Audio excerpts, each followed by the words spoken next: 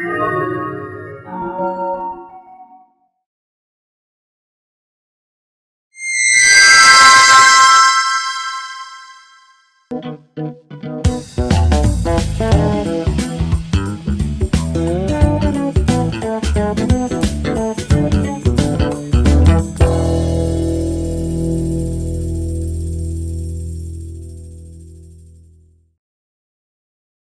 teman-teman, untuk episode 2 kali ini dan seterusnya, kami akan menggunakan tempat ini sebagai studio perekaman, broadcast, ataupun podcast kami. Kira-kira di mana yang tepatnya? Kalau kalian ingin menggunakan tempat ini, kalian bisa aja langsung chat di Instagramnya @feblabjababk. Akan ada banyak fasilitas yang bisa teman-teman dapatkan. So, tunggu apa lagi? Cek Instagramnya @feblabjababk. And enjoy the video! Hello Burst Universe, welcome to Usubol Talk 2023. An investment in knowledge always bears the best interest. Well, Pusubol Talk is a platform that can increase your knowledge. So, sit back, relax, and let's embark on this journey together as we explore university life and all the knowledge it has to offer. Socrates never says, everything we hear is an opinion, not a fact. Everything we see is a perspective, not the truth. Have you heard about ISMA? What are the stories behind the people who become part of it? Can you be the next one? Therefore, this is the topic that we will be discussed today. Hello everyone, I'm Fakih as your host today.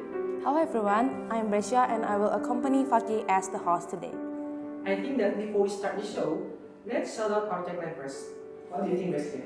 Okay, alright, let's get started. Pusubol Talk 2023, having a fast, let's choose, chit chat with us. Okay, so what is ISMA actually? ISMA has become one of the most interesting topics among the Burst Universe. This program provides opportunities for students to develop their skills, knowledge, and achieve new experiences through adapting with new environment as well as communicating with new people. However, it also comes with its own challenges. To be part of ISMA, we must pass several steps, which will need a lot of preparation.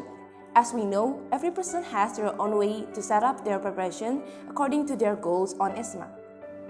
In this episode, we will talk about the preparation of students who already take part in ISMA. We will discuss the correlated steps from the registration procedure and continue until their journey in ISMA. Therefore, we have invited people who already go through ISMA to share about their journey. But don't worry guys, I know you are curious about ISMA. Therefore, to discuss the topic, we will switch to bahasa. Oke, halo semuanya. Di episode kali ini kita kedatangan dua speaker nih, yaitu Kak Fedelnia Pira dan Kak Alessandra Evelyn, yang akan sharing pengalaman mereka selama mengikuti ISMA. Oke, langsung saja kita sambut Kak Dylan dan Kak Alex. Oke, Hai Kak Dylan dan Kak Alex, gimana kabarnya? Nah, sebelum kita masuk ke topik nih Kak, boleh perkenalkan diri terlebih dahulu, mungkin dari Kak Dylan dulu. Perkenalkan nama, terus major, berhasil lulus di universitas mana, yang berada di negara apa? Boleh tidak? Oke, halo semuanya. Aku Fedelnia Pira, bisa dipanggil Dylan. Aku lolos ke Universitas Padua dan aku batch 2 ISMA. Kalau dari PU aku jurusan Actuarial Science angkatan 2020. Ya beneran sih. Halo semuanya, kenalin nama aku Alessandra Evelyn, bisa dipanggil Alex, aku dari Law Batch 2020 dan kebetulan di ISMA aku lolos ke University College London di Inggris. Oke, karena Kak Dylan dan Kak Alex sudah memperkenalkan diri, kita langsung aja ya lanjut ke pertanyaan hari ini. Oke, untuk pertanyaan yang pertama nih Kak, apa sih yang menginspirasi Kakak untuk join ISMA? Dan apakah itu udah menjadi long time goal Kakak? Mungkin dari Kak Dylan dulu. Kalau aku dulu pertama kalinya inspired by Pak Nadiem. Jadi kalau dulu kalian, jadi di YouTube ISMA itu ada video namanya video profile ISMA. Pokoknya kalau kalian tahu itu bakal terinspirasi banget. Kayak Pak Nadiem ini buat program baru yang ngebolehin anak mahasiswa pergi ke luar negeri 1 semester dan dibiayain full funded gitu. Dan sejak itu sih aku jadi pengen banget ISMA. Mungkin startnya dari akhir tahun 2021 deh. Jadi lumayan lama sih mau ISMA-nya, kayak 7 bulanan. Berarti bisa dibilang yang menginspirasi Kakak tuh dari Pak Nadiem ya? Iya. Oke. Apakah ini menjadi long time goal Kakak gitu di ISMA? Lumayan, tapi aku dulu nggak pernah kepikiran sih mau exchange. Karena kan lumayan gede juga fund-nya kan. Jadi, tapi kalau ada opportunity mau banget sih. Kalau dari Kak Alex gimana? Oke, kalau dari aku sendiri itu pas aku udah lulus dari SMA itu aku emang pengen study abroad. Cuman kebetulan kan di Indonesia dulu, terus habis itu ada kesempatan nih ISMA. Aku tahu ISMA ini dari angkatan yang di atas kita, soalnya kan batch kedua dari angkatan ISMA 2021. Nah sejak itu aku tertarik nih buat join ISMA, terus pas udah mulai open registration aku daftar deh. Ya. Oke Kak, berarti salah satu faktor yang memicu Kakak tertarik di ISMA itu dari angkatan sebelumnya ya Kak? Apakah itu udah menjadi, apakah ISMA ini udah menjadi long term goal Kakak? Udah, soalnya kan dari lulus SMA emang pengen study abroad kan, ya. Tapi belum pernah terpikir apakah jalurnya seperti apa. Cuman pas ketahui ISMA langsung tertarik gitu kan Kak? Iya, soalnya student exchange bisa belajar di luar negeri dan again fully funded, jadi Fully ya, funded. iya. Oke, kita langsung lanjut aja ke selanjutnya. Tadi Kak Dalan bilang dari kampus di Italia dan Kak Alex dari Inggris ya. Kalau boleh tahu kenapa sih Kakak pilih kampus tersebut? Apakah ada hal yang menarik dari kampus tersebut? Boleh mungkin dari Kak Alex dulu? Kalau aku sendiri aku pilih Inggris itu karena pertama aku emang dari dulu pengen banget bisa belajar, bisa tinggal di London, dan kebetulan juga kan di Inggris itu edukasinya kan very well known, kan banyak university top di sana, dan kebetulan ISMA ini pas itu ada UCL, dan UCL kebetulan kan top 8, jadi aku juga didorong sama academic advisor aku buat coba ambil yang paling top, dan kebetulan itu juga ada di Inggris, jadi ya I think that's Oke sih. Bagus banget sih itu. Beruntung sekali ya Iya. Kak. Jadi itu udah mencoba dan ternyata hasilnya itu sesuai dengan apa yang kita inginkan ya Kak. Oke, mungkin boleh nextnya dari Kak Dalan. Kalau aku karena course-nya banyak yang psikologi. Jadi aku dulu emang sebenarnya nyari house univ yang di Eropa, dan kebetulan di Padua nyedain banyak banget course yang tentang psikologi gitu. Dan aku sebelum, kan aku sekarang actual science ya. Sebenarnya pas dulu SMA itu pengen banget masuk psikologi kuliahnya. Jadi lumayan mimpi aku dari SMA, aku kabulin juga di ISMA. Bisa ambil, bisa nyoba lah satu semester jadi anak psikologi. Wah. Oke nih Kak, tadi kan Kakak udah ceritain kenapa Kakak memilih kampus tersebut. Boleh di-spill nggak Kak soal situasi ataupun suasana kampus Kakak itu kayak gimana? Mungkin dari Kak Alex dulu. Kak Dilan. Oke. Kalau Padua itu terkenalnya karena dia second oldest university in Italy. Jadi kalau kalian tahu Galileo Galilei, dia juga pernah ngajar di sana, gitu. Dan mungkin yang kalau aku ceritain di sana itu kita course-nya internasional. Jadi kita kelasnya juga sama anak-anak internasional. Jadi English, semua course di ISMA itu pasti English based. Dan kelasnya itu jadi dia nggak kayak kelas-kelas biasa, tapi dia panjang-panjang gitu ke belakang, yang kayak teater gitu loh. Nah, jadi makin tinggi dan kita fokus ke gurunya di depan. Nah, mungkin bedanya sama kampus di Indonesia adalah di sana nggak ada attendance. Jadi di sana nggak ada absensi. Kalau mau masuk ya boleh, kalau enggak ya udah.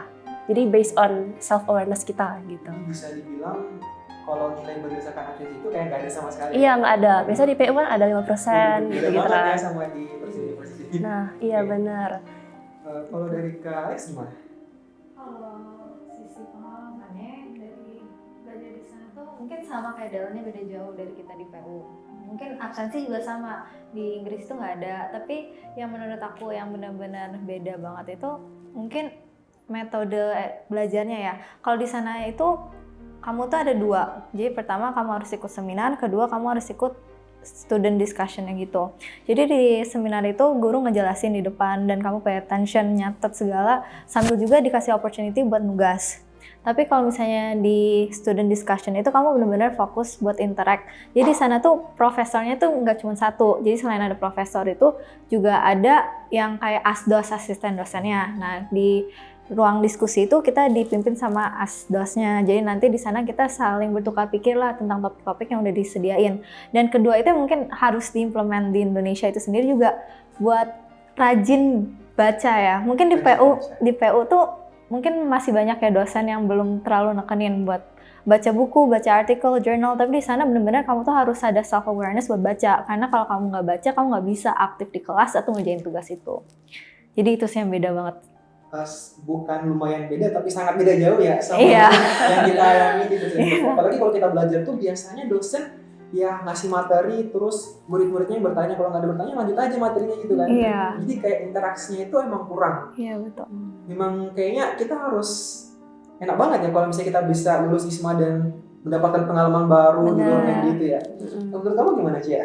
Nah, aku ya sih bener sih kayak beda banget sama Indonesia, karena kayak Indonesia kayak Kak Faki bilang gitu, menurut aku kita bakal bisa dapat pengalaman yang lebih bagus sih kalau di luar negeri. Iya. Kita ke pertanyaan selanjutnya itu masih tentang ini ISMA. So aku mau nanya tentang selama kakak menjalankan ISMA di luar negeri, kakak apakah ada kegiatan yang spesifik yang ditugaskan dari Indonesia, lebih spesifiknya itu dari Kemendikbud gitu yang untuk kakak jalanin di sana?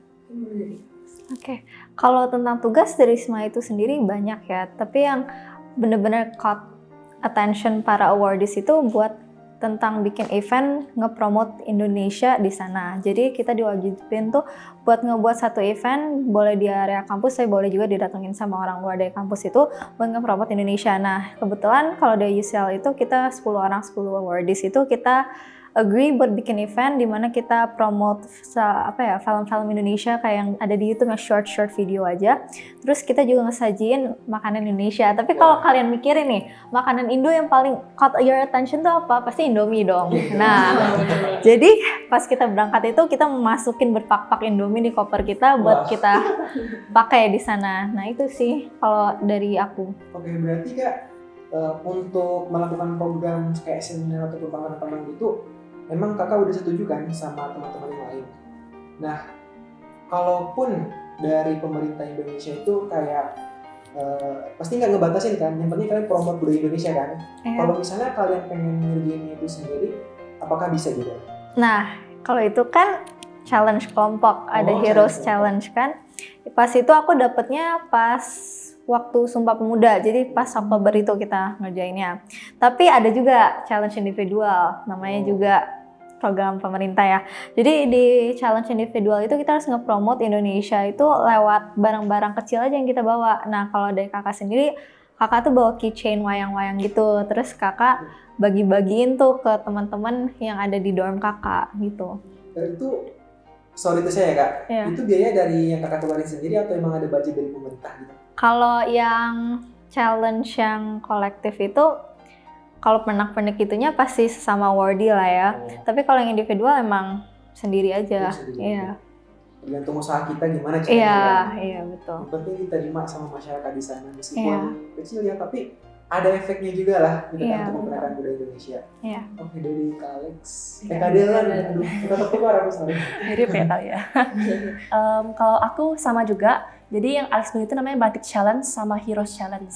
Nah, kalau dari PA2, kita waktu itu kita ada nyajiin makanan juga kayak Indomie. Itu kita satu awardee bawa 2 Indomie dari Indonesia. Kita bagi tugas. Kalau PA2 ramai kan, ber-35. Jadi 70 Indomie lah yang kita sajiin pas itu. Terus ada juga buat makanan lain kayak jasuke. Kalau nggak salah, aku lupa, tapi ada beberapa lah pokoknya. Dan kita juga ada buat permainan gitu. Kita buat permainan yang tradisional. Misalnya kayak masukin pensil ke botol, terus balap karung gitu-gitu. Dan kita juga ada buat batik pakai canting. Kayak permainan 17-an ya? Iya benar. Ya. Jadi kita juga bawa canting dari Indonesia. Jadi di sana orang-orang bisa nyobain buat batik pakai canting sendiri, gambar sendiri gitu kan. Nah, mungkin challenge lain kita juga ada namanya course series. Kita wajib videoin video, kita buat video gitu. Kita jelasin course apa yang kita udah pernah ambil di sana. Nanti kita upload ke ISMA dan nanti ISMA mungkin bakal publikasiin. Jadi kita bisa bagi ilmu lah ke teman-teman di Indonesia gitu. Itu sih salah satunya.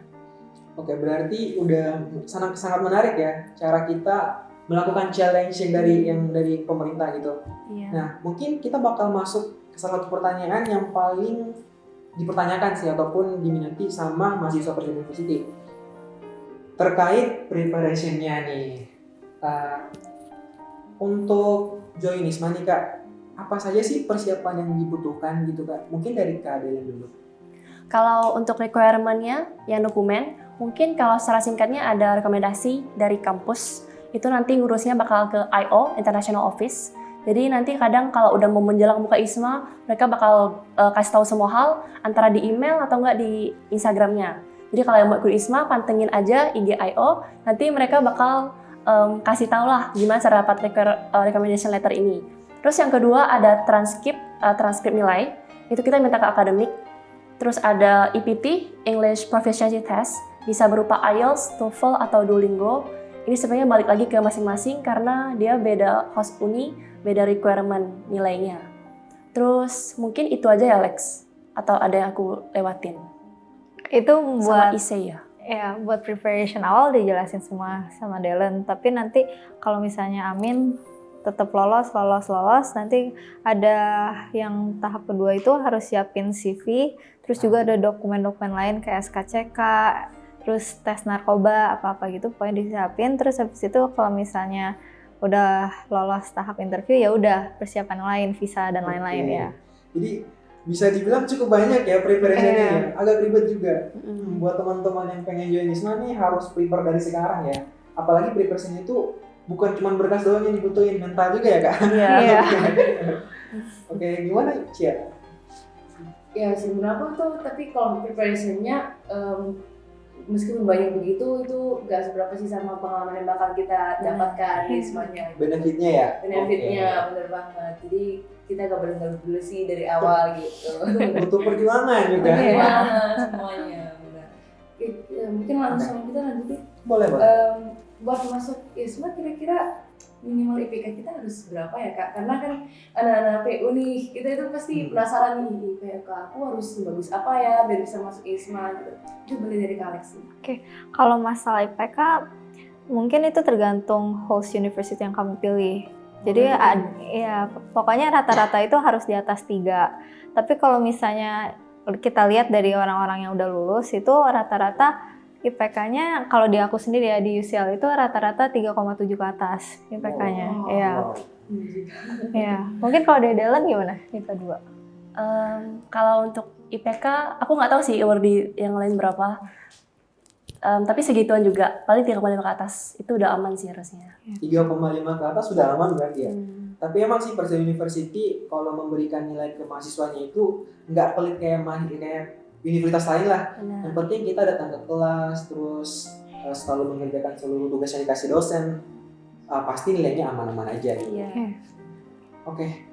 Nah, salah satu preparation yang menarik minat dan membuat concern banyak mahasiswa itu tentu saja kita harus bisa berbahasa Inggris kan Kak. Apalagi kita berada di luar negeri dan mereka tuh nggak tahu bahasa kita kayak gimana. Iya. Nah, salah satu tesnya yang aku tahu tuh kita disuruh ataupun berkewajiban menyertakan hasil dari tes TOEFL atau IELTS kan. Nah, untuk standar nilainya itu kayak gimana ya Kak? Karena gimana ya? Kalau sepengetahuan aku untuk biaya tes TOEFL dan IELTS ini nggak murah. Jadi, kalaupun kita udah coba tes dan ternyata nggak cukup nilainya, uang segitu juga hilang kan Kak? Jadi, minimal nilai yang kita dapat tuh berapa sih? Mungkin dari Kak Dellen dulu. Menurutku tergantung sama host univnya ya. Iya. Karena realistis aja, kalau di Eropa kan dia nggak first language-nya nggak Inggris. Jadi untuk ke Eropa atau ke Asia itu nggak perlu setinggi di UK sama di US. Jadi yang biasa mau ke Eropa atau ke Asia itu bisa pakai Duolingo aja.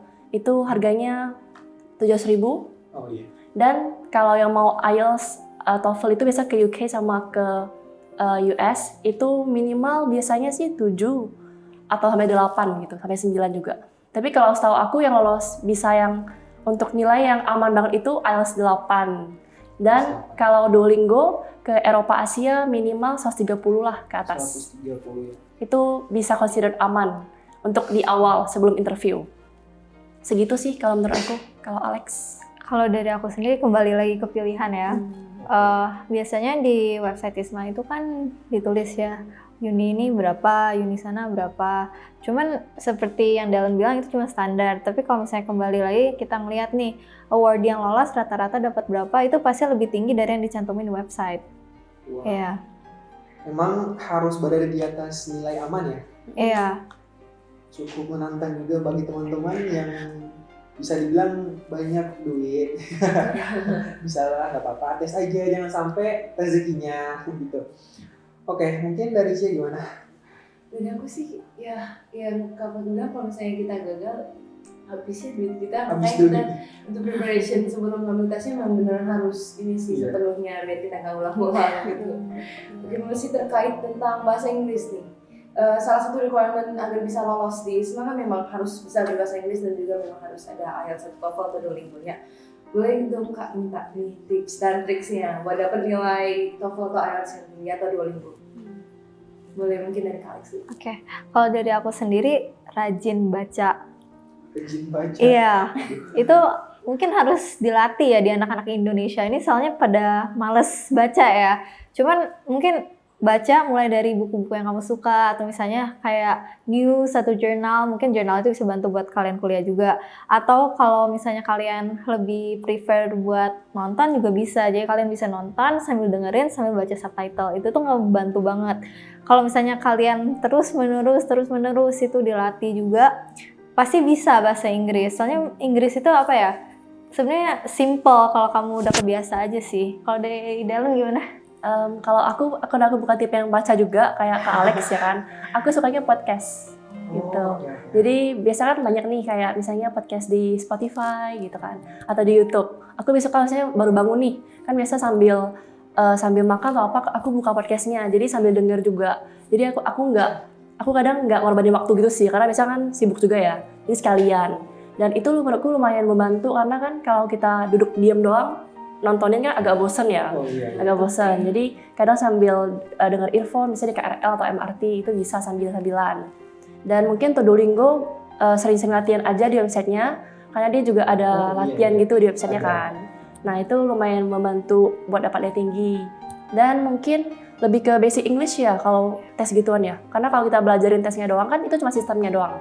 Itu nggak ada yang tetap diuji itu kan Inggris kita. Berarti kita harus tingkatin Inggris kita yang kita sendirinya gitu sih. Berarti nggak sesulit apa yang orang-orang perkiraan gitu ya? Enggak kok. Penting dari niat kita sendiri sih. Iya. Kalau dari Kak Alex kan suka baca, Kak Dilan suka mendengarkan podcast. Kalau dari Cia gimana? Aku gabungan sih jatuhnya aku kok. Kalau dari Kak Alex kan yang nonton juga kan, dan Kak Dalan itu dari podcast aku. Dua-duanya sih. Kayak misalnya aku sebenarnya bukan di Inggrisnya, aku lebih ke bahasa Jepang. Aku belajar bahasa Jepang. Itu melalui melalui nonton dan juga podcast. Benar, kurang lebih kayak ada gitu sih. Dan menurut aku tuh efektif banget sih. Iya. Daripada cuma dari baca, karena terkadang baca kita juga kurang mengerti. Kalau misalnya dari dengar bisa sih. Iya. Oke, buat teman-teman yang penasaran, boleh diterapin salah satu tips and tricks dari Kak Alex dan Kak Dilan gitu. Oke, kita tadi berbicara soal preparation, banyak hal banget yang kita butuhkan. Juga memerlukan waktu yang waktu yang cukup lama juga ya, karena preparation juga itu banyak kan. Nah, berdasarkan ataupun usaha kita nih terhadap preparation yang begitu banyak, benefit apa sih yang bisa kita dapatkan gitu? Pasti teman-teman pernah bertanya juga kan. Kalau dari Kak Delen nih, benefit apa sih yang bisa kita dapatkan kalau kita mengikuti ISMA gitu? Menurutku lebih ke perspektifnya. Perspektif ya. Iya. Kita kan kalau dengan luar negeri pasti kayak takut gitu ya. Kayak wah jauh. Terus di sana ada apa aja sih? Tapi pas udah sampai itu beda banget sama yang kita bayangin. Itu bakal lebih membuka wawasan kita. Jadi banyak banget hal yang aku pelajarin dan juga budaya baru kayak lebih berani ngomong sama orang. Terus aku juga merasa di kelas itu orang-orang yang di sana jago banget kasih pendapat. Wah. Kalau di PU aku sendiri bisa di kelas nih, aku mau jawab omongan dosen. Aku pasti kayak nggak takut salah gitu kan, nggak dulu deh gitu kan, diem aja kan. Kalau sana mereka nggak, mereka langsung kalau ada soal atau mau jawab langsung angkat tangan ngomong. Kalau salah ya udah kayak nothing's happen aja gitu. Kayak nggak apa-apa kalau salah gitu kalau di mereka. Dan mereka itu kasih pendapatnya berargumen. Jadi misalnya aku ngomong nih, temen aku bisa aja langsung potong. atau enggak langsung kayak kasih saran lain menurut dia, perspektif dia apa gitu. Jadi itu aku belajar juga dari mereka kalau kasih pendapat tuh hal yang oke dan jangan malu lah gitu. Itu sih aku merasa beda banget dan benefitnya. Berarti salah satu benefitnya itu kita menjadi lebih berani untuk mengungkapkan pendapat ya Kak? Iya, kita lihat mereka gimana gitu. Gimana ya Kak kalau mahasiswa teman-teman aku ya kayak harus dipancing dulu baru keluar rekomendasinya gitu. Iya, Mereka benar. nggak ada inisiatif sama sekali itu ya dong. Memang salah satu cara kalau ikut ISMA kita bisa berani membuka pendapat gitu kan. Oke, dari Kak Alex gimana? Kalau sama kayak Dalen ya, ada bagian itunya. Tapi ada juga kayak different culture. Soalnya di Inggris itu, apalagi UCL itu ternyata tuh bukan cuman orang Inggris, Eropa, tapi juga banyak orang Asia, dari Cina, Singapura, Thailand itu juga banyak. Jadi kamu tuh ditaruh di environment di mana benar-benar internasional. Jadi kamu bisa ngerasain bukan hanya culture Inggris, tapi juga culture beda-beda ya. Terus selain itu juga networking. Di sana tuh kamu mau ngomong ke dosen tuh kayak ngomong kayak teman aja ya. Kita manggil nama juga kan Lex. Iya, jadi mereka tuh open banget for discussion. Terus itu of course nambah connection juga buat kedepannya. Terus selain itu juga networking sama teman-teman sekitar lah, mau dari dorm atau misalnya di cafe aja bisa ngomong ya, bisa berinteraksi. Terus selain itu juga yang tentunya kenapa rata-rata orang pengen ISMA itu tentunya buat jalan-jalan. Ya. Nggak salah sih kan? Iya, nggak salah. Jadi di sana itu kamu bisa pergi even ke beda negara ya, apalagi Eropa ya. Kalau dari aku sendiri, aku bisa ngerasain ke Oxford, ke Brighton, ya bisa ngerasain lah gimana jalan-jalannya. Apalagi tentunya di sponsor negara. Cuma bagian itu harus pinter-pinter budgetingnya lagi sih, buat ngebagi budget buat travelingnya juga gitu. Berarti selain dapat benefit untuk meningkatkan skill dalam diri kita ya, itu sebagai salah satu hal buat kita healing ya Kak? Iya. Kalau kata-kata anak zaman sekarang yang healing itu gimana ya, kalau belajar di tempat yang sama terus menerus kayak monoton gitu kan jadi bosan ya Kak? Iya. Apalagi kita liburannya itu healingnya bukan main-main, masuk luar negeri. Oke, dari menurut kamu gimana sih ya? Menurut aku kalau misalnya ternyata belajar di luar negeri itu kita kuliah di luar negeri itu gak cuman stres belajar gitu, kita juga bisa refreshing gitu. Karena aku juga sebelum dengar kakak bilang begini tuh mikirnya, waduh kita kayaknya bakal stres belajar terus nih gitu. Enggak. Iya, ternyata bisa healing juga ya. Bisa banget. Bisa banget. Sambil belajar juga ya healingnya ya. Gak cuman gitu. Iya. Selain dari bisa healing, bisa jalan-jalan dan lain-lain, pasti ada tantangannya dong di sana. Kira-kira tantangan apa aja sih yang telah kakak lalui saat kakak memantapkan diri di ISMA itu? Mungkin mulai dari Alex. Kalau tantangan mungkin gara-gara di Inggris itu nilai pound sterling itu tinggi banget ya. Nah itu tantangannya, ngebudgeting. Pas itu ada, pas 1 pound itu sama dengan Rp20.000. Nah itu bener-bener makan aja mikir. Makan aja mikir. Sekarang makan. Iya, makan aja harus mikir. Gimana nih nyusunnya ya? Akhirnya buat overcome that challenge itu mau nggak mau autodidak masak, mendadak jadi chef Juna semua tuh. Di dorm semua masak, bawa bekal. Selain itu mungkin juga ngerjain assignment-nya itu beda banget dari di Indo. Jadi di sana itu berat banget buat ngerjain assignment, walaupun mereka nggak ada UAS, UTS, cuman ada assignment at the end. Di akhir semester itu ada assignment bikin paper 2.000 kata, 3.000 kata. Semua harus ada support dari jurnal-jurnal ternama. Terus udah juga harus kayak ada consult sama dosennya juga, itu bener berat banget. Itu mungkin gara-gara kita di PU juga nggak terlalu dilatih ya kayak gitu-gitu. Jadi pas harus ngerjain di sana itu bener-bener berat sih. Ya jadi itu kayak challenge tersendiri ISMA nih. Berarti meskipun benefitnya enak, tantangannya, masalahnya juga Enak banget. enak juga ya. Iya. Nah, dari Kak Delen gimana tantangannya? Kalau aku mungkin sebelum ISMA dulu ya, sebelum berangkat gitu. Pas masih daftar itu pasti insecure banget ya Lex. Iya. Gitu. Apalagi dulu ada Excel gitu ya, itu orang-orang ngisi mereka nilainya berapa, mau ke univ apa, GPA-nya berapa gitu kan. Jadi awal itu pasti kita lawan dulu di sendiri, kalau mau ikut ISMA tuh harus berani gitu loh. Dan ya udah ikut aja, jangan sampai nggak nyoba dan malah nyesel gitu kan. Itu sih, tapi kalau udah lewatin, mungkin yang kayak first time buat SKCK, tes narkoba, kan itu hal-hal yang kita nggak pernah nyobain gitu kan. kalau kita nggak ikut ISMA. Itu sih tantangan di awal, kita kayak bingung gitu harus kemana. Pas itu kita juga belum ada mentoring gitu-gitu loh. Jadi kita apa-apa nyari sendiri, nyari-nyari info. Kita juga pas itu, aku waktu itu sampai pantengin nih semua IG awardee. Negeri ada webinar nggak? Itu nah ISMA gitu-gitu kan. Nyari tips-tips juga, esai-esai gitu-gitu. Jadi semuanya dulu serba sendiri gitu kan. Kalau udah sampai ke sananya, menurutku pas itu aku euro, jadi nggak semahal itu ya kan. Tapi sama mahal juga, 16.500 gitu kan.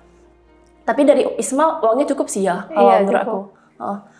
Terus juga mungkin aku ada kelas yang emang ngomong mulu nih sama orang sebelah kita. Jadi namanya English in Intercultural Settings. Jadi itu pasti emang diskusi mulu, kalau nggak debat, diskusi, main game, ngomong lah pokoknya sama orang sebelah kita.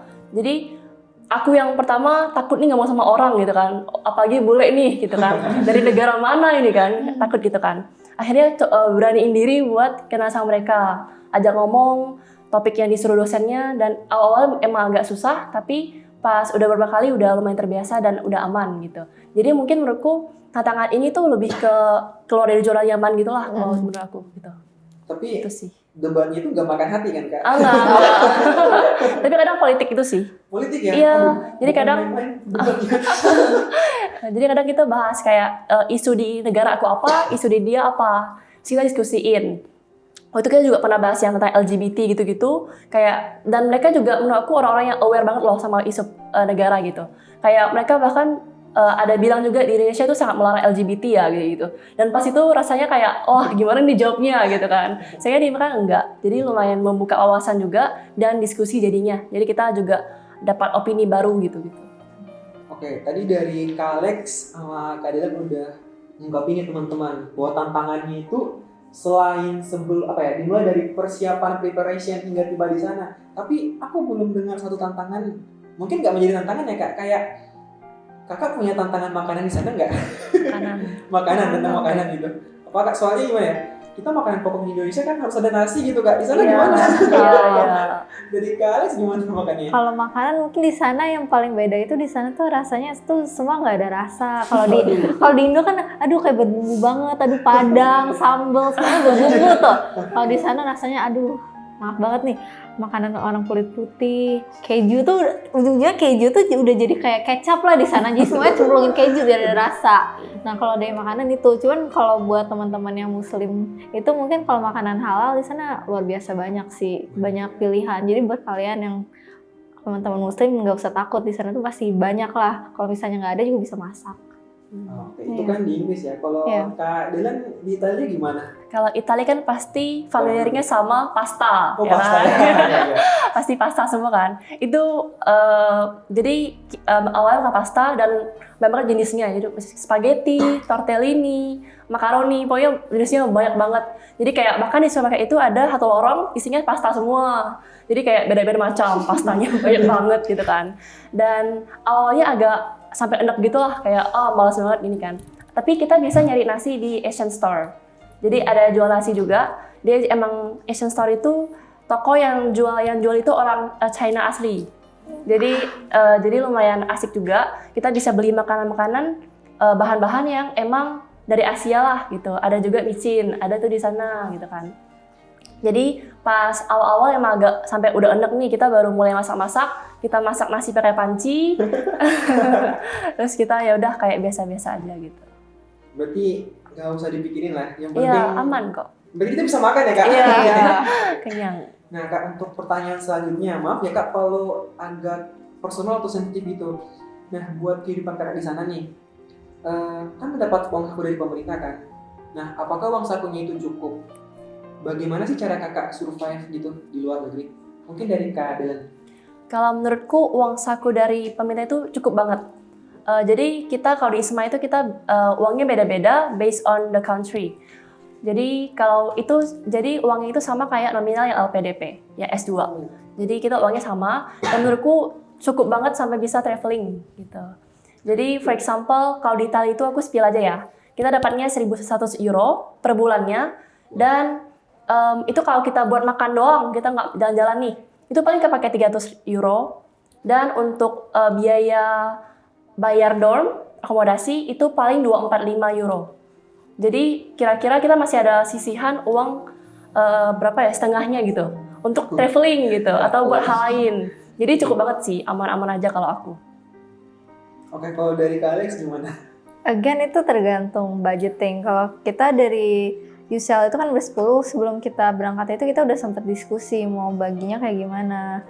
Buat dorm berapa, buat ini berapa. Tapi kalau misalnya budgeting kalian udah oke, pasti survive sih. Dan again duitnya itu cukup, tapi kalian harus pintar-pintar juga. Soalnya pas kita di Inggris tuh naik turun terus tuh currency-nya. Jadi pas jatuh, pas currency-nya lagi 16.000 itu sebenarnya harus tukar semua. Soalnya nanti naik lagi 20.000 kan. Ya gitu sih, pintar-pintar kalian aja. Dan again mungkin juga sering-sering diskusi sama temen ya, baiknya kayak gimana. Apalagi kalau misalnya kurs lagi naik atau misalnya kalau teman kalian ada yang kesulitan apa, mungkin ya again interact gitu aja sih, saling cover aja lah kalau misalnya nggak cukup. Yang penting kita harus bisa manage uang kita dengan baik ya. Iya. Dan kita nggak perlu khawatir soal berapa budget yang dikasih pemerintah untuk kita ya. Kayaknya menarik ya. Aku kira tuh kayaknya cukup buat apa ya, cukup buat dormitory doang, makan sebulan nggak bisa ngiling-ngiling gitu kan. Aku kira seperti itu. Ternyata yang penting kita bisa atur budget kita ya. Benar. Kalau Cia gimana? Dari aku gak nyangka juga sih, ya ternyata masih ada sisa setengahnya gitu. Iya, apalagi kayak Kawati sih. Oke, karena tadi kita juga udah sempat bahas mengenai ada perbedaan dari ya, lidah kita nih, lidah Indonesia tentang makanan gitu atau sama di luar negeri. Nah selain itu kira-kira mungkin ada perbedaan gaya hidup nih, perbedaan gaya hidup apa yang membedakan antara Indonesia sama luar negeri gitu.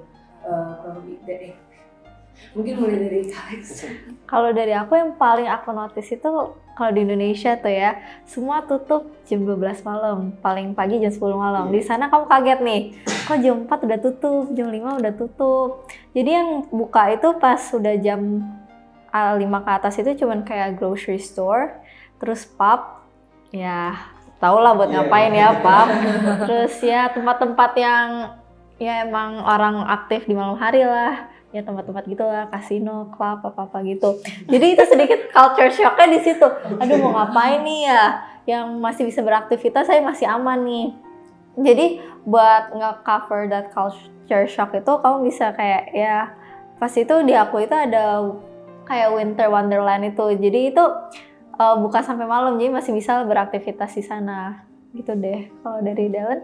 Kalau dari aku yang beda itu mungkin mungkin di jalanannya gitu. Kalau di Indonesia kan super macet gitu-gitu kan. Di sana tuh enggak. Mungkin Padua juga kota kecil gitu ya. Jadi dia enggak macet dan dikit lah. Dan kita diutamain banget yang jalan kaki sama yang main sepeda. Jadi misalnya nih aku mau nyebrang gitu kan. Aku jalan kaki. Walaupun dia bisa lewat, dia stop buat aku lewat doang gitu. Jadi agak kaget kan. Wah, gila ini orang baik banget gitu kan. Sampai kadang makasih gitu-gitu kan. Karena agak amazed juga sama mereka, super baik gitu kan.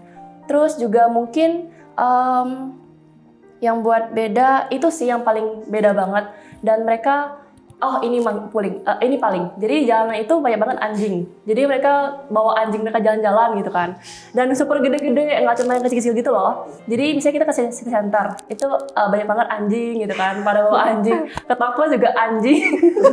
Itu banyak banget anjingnya gitu kan. Misalnya kita masuk Zara itu ya anjingnya juga masuk juga semuanya, jadi emang mereka bebas gitu-gituan. Itu sih. Dan kalau di Italia itu famousnya sama Aperol namanya. Itu wine gitu. Dan mereka bisa minumnya di pas siang-siang aja. Ya udah di kafe-kafe wine gitu. Jadi mereka bisa drinking di siang hari, nggak malam doang. Dan di sana legal gitu. Emang sih gimana ya? Kalau budaya di Indonesia itu sangat kental banget ya sama budaya tradisional kita. Gimana guys ya? Ya sih bener sih, kayak beda banget dengan kontras atas baka yang kayak Kak bilang tradisional banget sih emang. Apalagi yang dari di luar negeri itu mereka orang-orangnya lebih open gitu dan lebih general gitu kan. Dan bisa dibilang Indonesia itu banyak banget kulturnya, jadi mau ngelakuin apapun itu ada aja aturannya kan. Oke. Mungkin nih kita kan udah bicara banyak ya tadi dari preparation, pengalamannya kakak juga, benefit, tantangan. Nah, mungkin ini pertanyaannya lebih mengarah ke ekspektasi kakak ya. Pasti kakak punya ekspektasi yang tinggi gak sih maksudnya udah keluar di luar negeri, udah kuliah di luar negeri gitu, dan apakah ekspektasi itu sesuai sama realitanya gitu ketika kakak di sana? Mungkin dari Kak Dela. Ekspektasi mungkin ekspektasi yang pas di Indo gitu ya, Iya. sebelum ke sana. Iya sebelum ke sana. Kalau aku mikirnya di sana itu serem gitu. Karena kita bayanginnya luar negeri pasti susah gitu kan. Iya. Dan bayanginnya harga dari tiket pesawat dari Italia kita pulang itu bakal mahal gitu lah kan. Aku pas pulang kampung aja ke Pontianak itu aja udah 100.000 kan. Tapi di sana enggak. Kalau kita udah sampai di Italia, kita kedengarannya itu super murah. Jadi for example nih, ini harga asli ya. Aku dari Italia mau ke Paris di France ya kan. Itu cuma 120.000 rupiah. Itu kan lumayan murah ya. Karena aku pulang ke Pontianak aja 700 itu kan. Oh, mahal sekali. Iya mahal kan.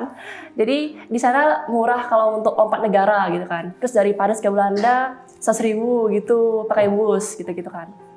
Itu yang lumayan beda sama ekspektasi aku lah di awal. Nah terus di sana orangnya juga super ramah. Kan kita sering denger ya ada banyak orang yang bilang orang luar tuh cuek-cuek gitu kan. Dan nggak peduli orang. Tapi nyatanya enggak. Kita kalau misalnya kita nyasar, kita mau nanya apa-apa pakai Inggris nih, kita nggak ngerti bahasa mereka gitu kan, nggak bisa Italian, nggak bisa bahasa Prancis, nggak bisa bahasa Spanyol, tapi mereka jawabin kita sebisa mereka dan berusaha banget gitu kan. Kayak sampai mereka bawain kita jalannya, misalnya kita bingung, ini stasiun di mana ya, mereka bakal kayak gini gitu. Pokoknya mereka baik banget deh, orang sana ramah-ramah banget. Beda sama orang Indonesia, terkadang orang Indonesia masih kayak sinis, apaan gitu. Di media tuh mungkin karena sering nonton film jadi kepikiran kalau orang-orang barat itu kayak buruk gitu ya. Iya, Maksudnya gimana ya? takut sama mereka gitu. Sikapnya itu lebih bad daripada kita kan. Iya. Oke, kalau dari Kak Alex gimana? Inggris ya? Oh Inggris. iya. Kalau dari aku ekspektasi di Indo sebenarnya aku nggak ada ekspektasi kayak gimana, cuman apa ya, pengen banget lah ngerasain gimana di luar. Jadi semua hal yang aku rasain di London, di Inggris itu semua melebihi ekspektasi aku, either personal expectation atau sesama UCL awardees expectation, itu semuanya lebih sih. Jadi di sana tuh kayak Dalen sih, pertama kan ngiranya pas masih di Indo, aduh orang-orang bule kan biasa suka diskriminasi nih ke orang Asia apa-apa gitu. Tapi ternyata pas udah nyampe di sana, terus surrounded sama environment di mana banyak orang Asia juga, ternyata bule-bule yang aku ketemu di UCL, khususnya karena most of the time aku di UCL itu, mereka open banget ke orang Asia. Justru mereka yang kayak approach kita duluan kadang. Terus mereka tuh yang kayak nge-support kita buat lebih talk about our opinion juga. Jadi ya beda lah dari stereotype yang kita pegang selama ini. Jadi open minded lah kalau udah pernah kesana gitu. Ya. Tapi meskipun seperti itu kita harus tetap menfilter kan. Benar. Mana yang cocok untuk kita, yang baik kita ambil, dan yang enggak itu ya kita Hempaskan ya. Oke, mungkin kita langsung masuk ke pertanyaan terakhir aja ya. Gak kerasa nih, udah Iya. pertanyaan terakhir. 40 menit lagi loh kita bincang-bincang. Gak kerasa ya. Karena seru banget nih bahasannya. Oke, aku langsung aja ya pertanyaan terakhir. Jadi aku mau nanya tentang rencana kakak nih ke depannya.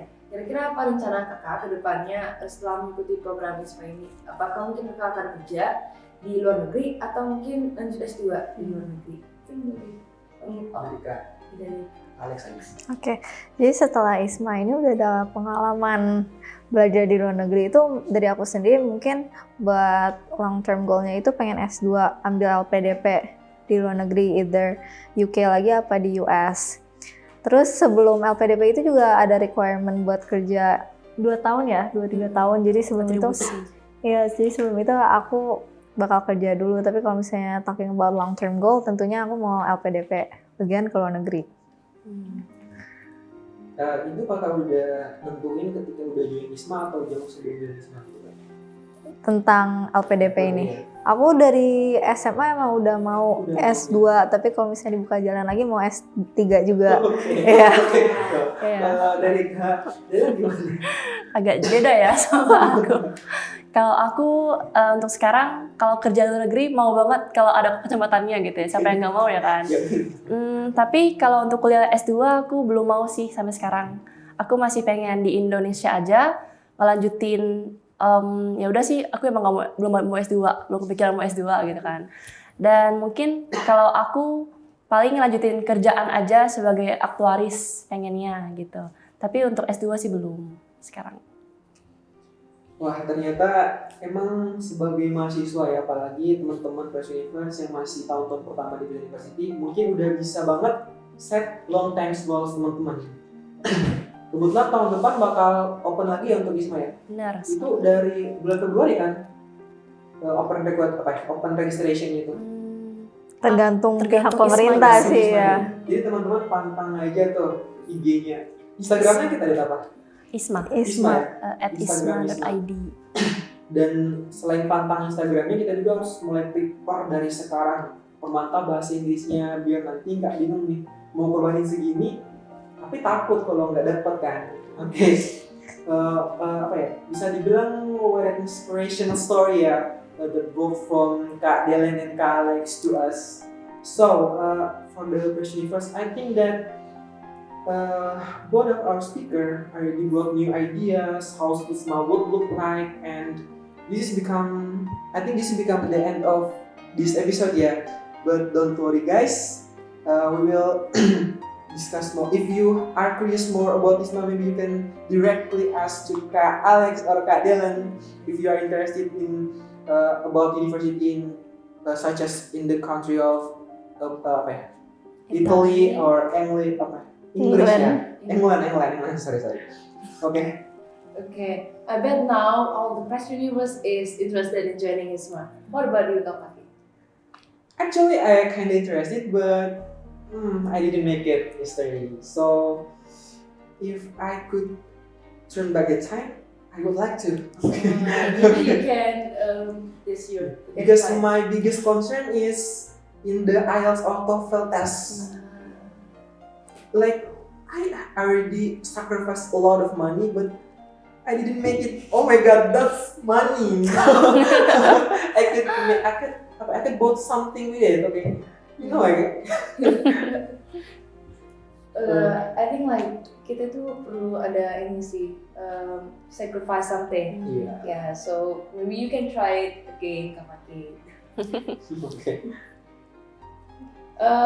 It's actually pretty interesting ya, kayak if you will register again, what country Yes. will you register?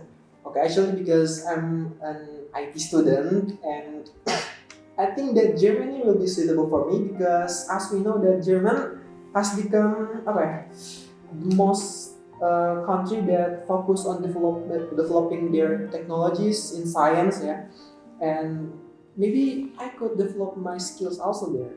How about you, Chia?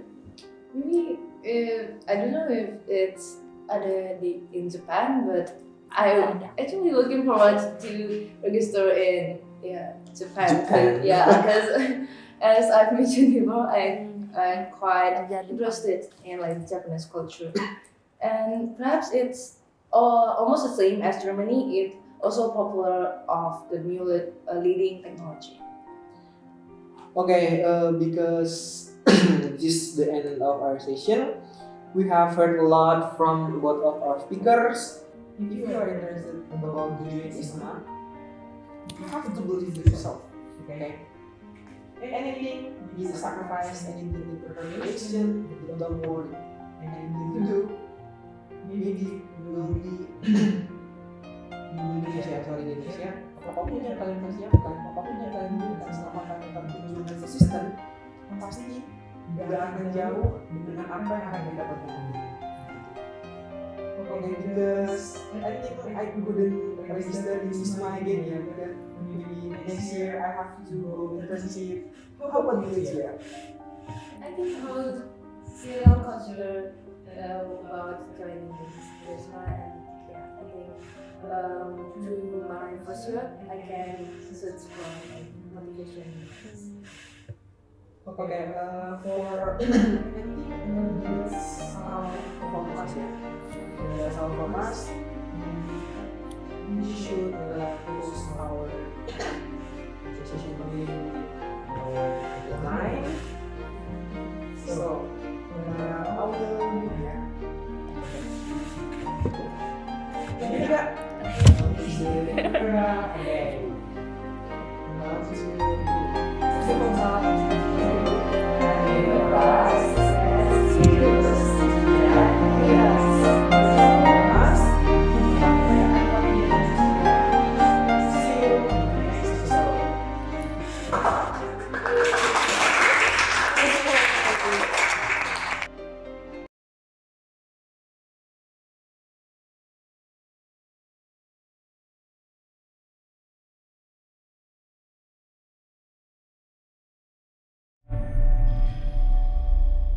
Bye.